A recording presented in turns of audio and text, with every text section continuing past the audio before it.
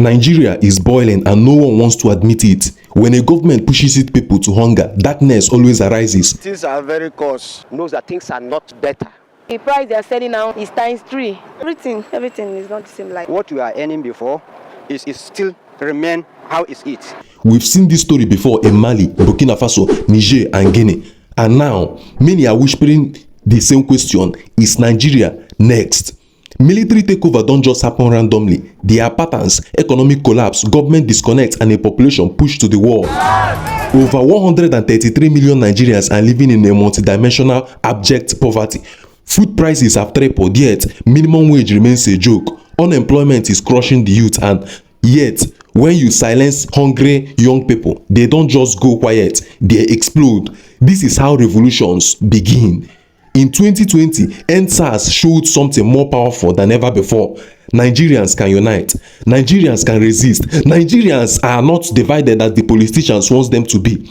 That protest alone scared the system more than anything else that has ever happened in Nigeria. Why? Because it wasn't just a sponsorship.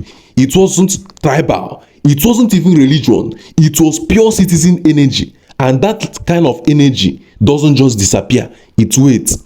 Now look closely. Why do you think the government is suddenly obsessed with social media control, restricting protests and labeling every citizen as treason?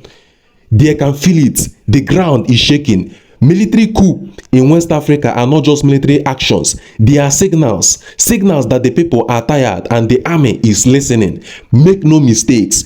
If the current hardship continues, only two outcomes are possible in Nigeria. One, a massive civilian uprising, bigger and more organized than ever before, than NSAS itself. Two, a military faction steps in, claiming to save the people just like Niger and Burkina Faso.